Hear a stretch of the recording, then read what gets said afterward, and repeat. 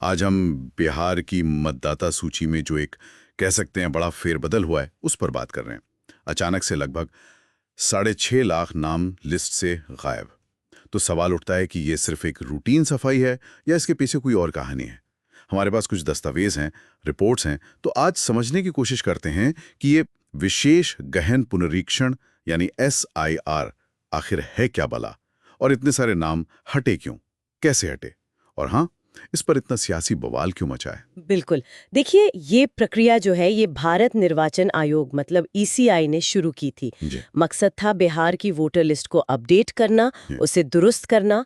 सीधा सा उद्देश्य था कि भाई जिनकी मृत्यु हो गई है या जो लोग परमानेंटली कहीं और शिफ्ट हो गए हैं या फिर जिनके नाम एक से ज्यादा जगह दर्ज थे, मतलब डुप्लीकेट्स, उन्हें हटाया जाए। तो ये शुरू हुआ, आपने जैसे बताया, ECI ने 1 अगस्त 2025 को एक ड्राफ्ट लिस्ट निकाली। प्रक्रिया शायद पहले से चल रही थी, जून से।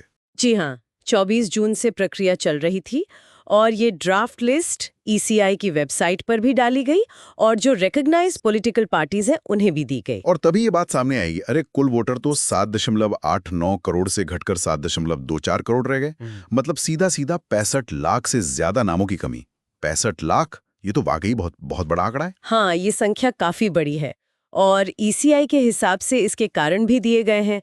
जैसे करीब 22 लाख नाम तो मृत्यु की वजह से हटाए गए अच्छा, 22 लाख। और लगभग 36 लाख नाम इसलिए हटे क्योंकि लोग परमानेंटली कहीं और बस गए। 36 लाख शिफ्टिंग की वजह से। जी। और करीब 7 लाख नाम थे जो डुप्लीकेट्स थे, मतलब दो दो जगह दर्ज थे। 7 लाख डुप्लीकेट्स। अच्छा, ये डुप्लीकेट्स पता कैसे चलते हैं? मतलब इतने बड़े स्केल पर कोई खास तरीका होता है इसका? हाँ, देखिए, ECI के पास अपने सॉफ्टवेयर होते हैं और फिर बूथ लेवल ऑफिसर्स यानी BLOs का वेरिफिकेशन भी होता है।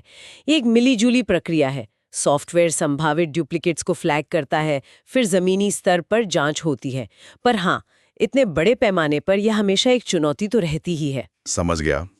तो अब मान लीजिए किसी को अपना नाम चेक करना है या उन्हें लगता है कि उनका नाम गलत हट गया, तो वो क्या कर सकते हैं? कोई तरीका है? जी बिल्कुल, 1 अगस्त से 1 सितंबर 2025 तक का समय है।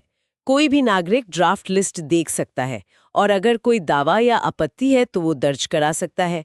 और जो युवा 1 अक्टूबर 2025 तक 18 साल के हो रहे हैं, वो भी अपना नाम जुड़वाने के लिए अप्लाई कर सकते हैं। अच्छा, उसके लिए फॉर्म्स वगैरह होंगे? जी हाँ, नए रजिस्ट्रेशन के लिए फॉर्म 6 है और अगर कोई सुधार कराना है या नाम हटवाना है तो उसके लिए फॉर्म 8 है। तो ये मौका नागरिकों को दिया गया है। ठीक है, ये प्रक्रिया तो समझ आ गई। लेकिन जैसा हम शुरू में कह रहे थे, जब इतने सारे नाम हटते हैं तो विवाद तो होता ही है। इस पर पॉलिटिकली क्या रिएक्शन रहे हैं? हाँ, इस पर सियासी माहौल काफी गर्म है। जो विपक्षी इंडिया ब्लॉक है, उसके कई दलों ने इसका कड़ा विरोध किया है। आरोप काफी गंभीर लगाए गए हैं। इसे वोटों की चोरी तक कहा गया है, लोकतंत्र पर हमला भी कहा गया है। ओह। और कुछ नेताओं ने तो इसे एक तरह से पिछले दरवाजे से NRC यानी नेशनल रजिस्टर ऑफ सिटीजन्स लागू करने की कोशिश भी बताया है। NRC से भी जोड़ा जा रहा है इसे? जी, यहाँ ये साफ करना जरूरी है कि ये सिर्फ आरोप हैं जो विपक्ष लगा रहा है, जैसा कि रिपोर्ट्स में है। हम किसी का पक्ष नहीं ले रहे हैं। ये मामला संसद में भी उठा है और इसे सुप्रीम कोर्ट में भी चुनौती दी गई है। तो मामला कोर्ट तक पहुंच गया, अब आगे क्या लगता है? ये फाइनल लिस्ट कब तक आएगी? अभी तो ये दावे और आपत्तियों वाला फेज चलेगा 1 सितंबर तक। इन सब का निपटारा करने के बाद बिहार की जो फाइनल वोटर लिस्ट है वो 30 सितंबर 2025 को पब्लिश होने की उम्मीद है। 30 सितंबर, तो तब तस्वीर पूरी तरह साफ होगी। तो अगर हम संक्षेप में देखें, बिहार में वोटर लिस्ट का एक बड़ा स्पेशल रिवीजन हुआ। 6.5 लाख से ज्यादा नाम हटे हैं।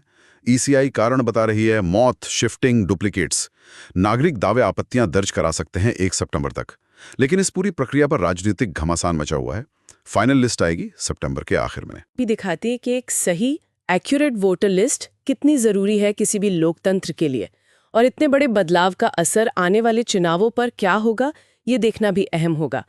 यहाँ एक सोचने वाली बात ये भी उठती है, भारत जैसे इतने बड़े और विविध देश में जहाँ लोग इतनी बड़ी संख्या में एक जगह से दूसरी जगह जाते हैं, वोटर लिस्ट को हमेशा अप टू डेट और सटीक रखना अपने आप में कितनी बड़ी चुनौती है। क्या ये 65 लाख जैसे आंकड़े हमें इस प्रक्रिया पर दोबारा सोचने को मजबूर करते हैं कि भविष्य में इसे और बेहतर और पारदर्शी और कम गलतियों वाला बनाने के लिए क्या नई टेक्नोलॉजी या वेरिफिकेशन के तरीके अपनाए जा सकते हैं? ये एक अहम सवाल है।